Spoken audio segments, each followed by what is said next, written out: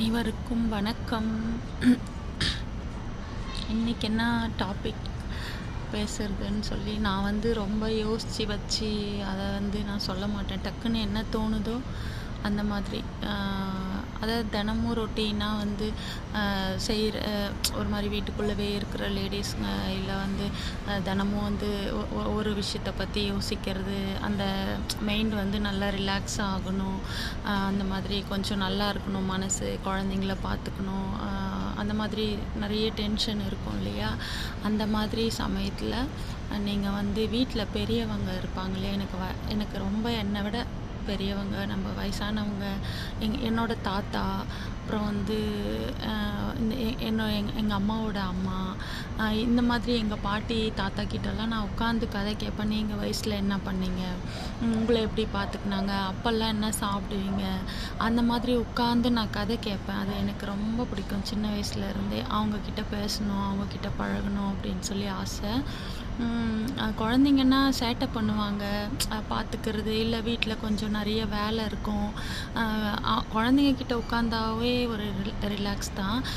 நீங்கள் உங்கள் உடம்பை பார்த்துக்கணும், ஆரோக்கியமாக இருக்கணும் அப்படின்னா உங்கள் வாழ்க்கையில் உங்கள் வாழ்நாளில் தினமும் ஒரு 1/2 ஹவர்லேருந்து 1 ஹவர் வரையும் உங்களுக்காக நேரத்தை ஒதுக்கி ஒரு காலார நடக்கிறது, அப்புறம் பிடிச்சவங்க கிட்ட ஃப்ரெண்ட்ஸோடு சேர்ந்து உட்காந்து பேசுறது, இந்த மாதிரி விஷயங்களெல்லாம் நிறைய உங்கள் மைண்டுக்குள்ளே நீங்கள் சாமி கடவுளை போயிட்டு கோவிலில் போயிட்டு உட்காந்து கொஞ்ச நேரம் கடவுளை நம்ம சாமி கும்பிடலாம்.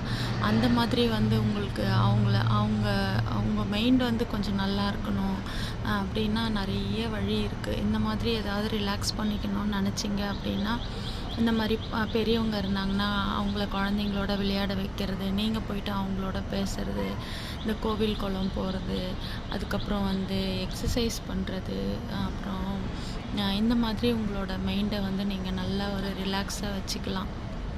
அந்த மாதிரி ஏதாவது உங்களுக்கு மைண்ட் ஒரு மாதிரி இருக்குது அப்படின்னும் போது, இந்த மாதிரி தினமும் உங்களோட நம்ம டெய்லி சாப்பிட்றோம், டெய்லி நம்ம குளிக்கிறோம், டெய்லி ப்ரஷ் பண்ணுறோம், தினமும் நம்ம ரொட்டீனான இந்த வாழ்க்கையில் தினமும் நமக்காக நம்ம ஒரு மணி நேரம் ஒதுக்கி இந்த மாதிரி சின்ன சின்ன மனசுக்கு நம்ம ரிலாக்ஸை தேடிக்கணும் அப்படின்னா லைஃப் நல்லாயிருக்கும்.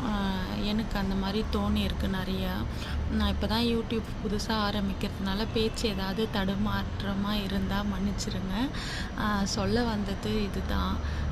நன்றி, வணக்கம்.